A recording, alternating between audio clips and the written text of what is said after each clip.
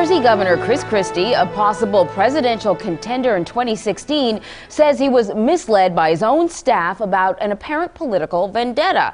Evidence shows a top Christie aide and political appointees deliberately created a traffic jam on roads leading to the busiest bridge in the world. That's the George Washington Bridge that links New Jersey to New York. The closures sparked accusations of political payback against the Democratic mayor of a New Jersey town, Fort Lee. Last August, Christie's Deputy Chief of Staff, Bridget Ann Kelly, wrote, "Time for some traffic problems in Fort Lee." That message was sent to David Wildstein, a Christie ally. At the time, he was a top official at the agency in charge of the bridge, the Port Authority of New York and New Jersey. His response to Kelly was, "Got it." So joining us now from Washington is Paul Singer, political editor for USA Today. Good morning, Paul. Good morning, Emery. How you doing? I'm good. So, for the people who don't live in New Jersey, explain to them why this is a big deal with Chris Christie and the Fort Lee Bridge. It's a big deal, I think, because the politics of it are so bare-knuckled. You don't usually see this kind of brass tacks unfold in front of you in a series of emails. This is some pretty sharp-elbowed stuff. And I think it is of great interest to people just in general. And then, of course, there's the added fact that Chris Christie is considered the primary front runner for the 2016 presidential Republican nomination.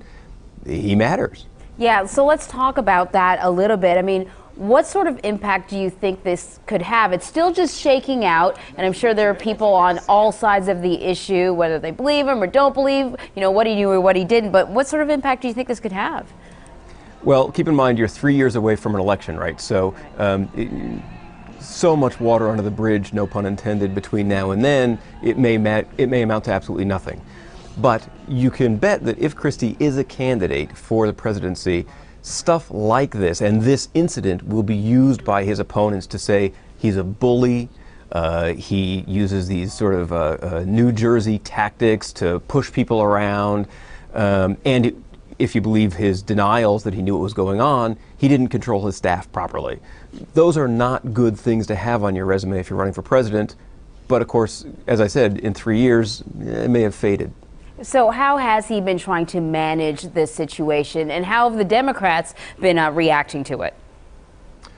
Well, Christie, I think part of the problem for Christie here is that over the past couple of weeks, while there's been a discussion about this problem, he's been sort of laughing it off. He said, well, there's nothing there. I didn't know anything about it. My staff didn't know anything about it. Well, now it turns out his staff did know something about it. So he issued a very, very sternly worded statement today saying basically, I'm outraged. We cannot have this kind of behavior. He didn't apologize, but he said, we can't have this, and someone's basically heads are going to roll. Democrats are leading an investigation in the legislature of this whole matter, and obviously say this is inappropriate and improper, and how dare the governor and his staff use the political tools, the policy tools at their disposal to punish their political opponents. Yeah, it's sort of a catch-22 situation for him, because if he didn't know about it, then it's, well, what's going on with your staff? Why are they kind of, what's up with this rogue behavior? Or you did know about it and you're hanging your staff out to dry. We'll see how it all shakes out, but I want to move on to another really interesting topic. Former Secretary of Defense Robert Gates, his memoir will be released next week, and some portions of it have been made available to the public, and it's getting a lot of buzz.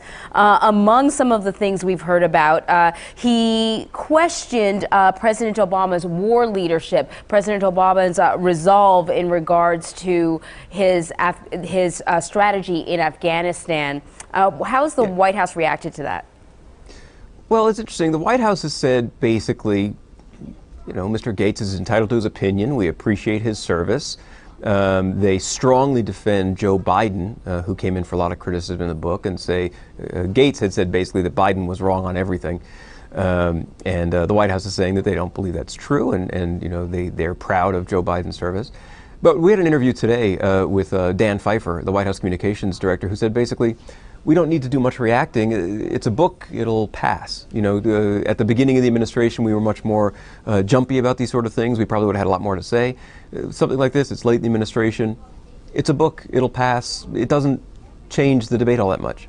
Maybe they can say that, but what about Hillary Clinton if she's looking forward to possibly running for president, because he wasn't so nice to her either? Right, and again, you know, there's plenty of ammunition against Hillary Clinton. I suspect over the 15 or 20 years of her public career, this will be a fairly small thing to critique her on based on some of the other stuff that is out there and that will probably be coming out. Benghazi probably at the top of the list for Republicans at the moment. So again, I don't think this has long-lasting impact, but it's interesting and it's a worthwhile read. Also, you know, for those of us who are particular fans of Congress, he really goes after Congress and says some remarkable things about how horrible he thinks Congress is and the oversight by Congress is. Well, if you want to sell a book right around now, that's probably a good strategy. Yeah, well, exactly. Paul Singer, political editor for USA Today, thanks a lot. Thanks a lot for your time.